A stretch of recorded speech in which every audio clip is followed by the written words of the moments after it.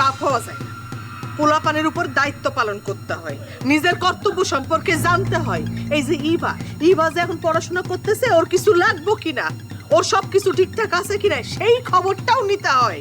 তা না খালি বাইরের গ্যাঞ্জাম ঘরের মধ্যে নিয়ে আসা, এইটা করলেই হয় না। আমি বাইরের গ্যাঞ্জাম ঘরের মধ্যে ঢুকাইছি? আম্মা আপনি কর, আমি বাইরের গ্যাঞ্জাম ঘরের মধ্যে ঢুকাইছি? আম্মা কি কইবো? আপনি আমার কথা শুনেন। এই যে ইভার একটা শিক্ষক দরকার, ওর যে এখন পড়াশোনার চাপ, আপনি একটা ভালো শিক্ষক আইনা দিচ্ছেন টিউশনের জন্য। কেন আমার কি দোষ? প্রথমে আমি রাজি হই নাই, ঠিক আছে, পরে তো আমি রাজি হয়েছি, তখন তো মনে না পড়াইতে চাইলো না। ফকিন্নির পোলার কিছু না থাকলে দেমাগটা ঠিকই আছে। নয়ন মোটেও দেমাগের কারণে এখানে আসে নাই এই আপনার ফোলার আর তার এলাকার হুমকি দামকির ভয়ে আমার গোর মেয়েরে পড়াইতে আসে নাই। দেখেন আম্মা দেখেন, এখানে আমার কি দোষ? আমি কি নয়নের হুমকি দিছি নাকি পাহারা বসাইছি? হে আহে নাই, আমি মনে করি আজমল্লার কারণে। আম্মা আপনার কি এটা মনে হয় না? আম্মা কি কইবো? হ্যাঁ আম্মা কি কইবো? আপনি আমার কথা শুনেন।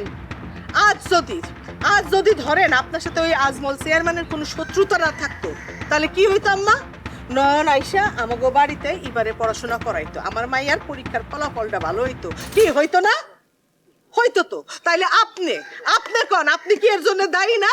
আপনার কারণে আমার মেয়ের সমস্যা হইতেছে না কি আম্মা? হইতেছে না? আপনি কি কোন? শুন বাচ্চা, নিজের দোষ আরেকজনের কান্দে চাপাইস না, বুঝছস? তোর যদি সেই মুরত থাকতো, তুই আজমল্লার বিচার কইরা দেখা দিতি তোর শক্তি। আজকে ওই নয়ন সুসুর করে আইসা এবারে পড়াইতো। ঠিক কইছেন আম্মা, একদম খাঁটি কথা কইছেন। আজ আমার সত্যিই খুব শান্তি লাগতেছে এই ভাইবা যে আপনার সোনার টুকরা পোলার মধ্যে আপনি কিছুটা হইলেও খাদ দেখতে পারছেন। আর এই খাদটা যদি আম্মা আরো আগে দেখতেন, তাহলে এতগুলান কথা আমার আর খরচ করতে হইতো না।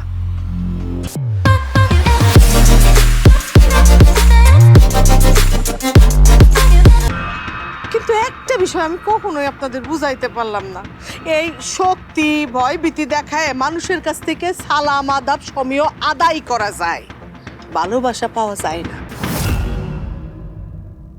ভালোবাসা পাইতে হইলে না মানুষকে ভালোবাসতে হয়। তোমার কি মনে হয় মানুষ আমারে চায় না? শোনো, রাস্তায় বাড়াইলে জনে জনে আমারে সালাম দেয়। থামেন বাচ্চু চেয়ারম্যান, সালাম পাবলিক আপনারে দেয় না, দেয় আপনার চেয়ার রে। আপনারে কেন সালাম দিব? কেন আপনারে সালাম দিব কইতে পারেন?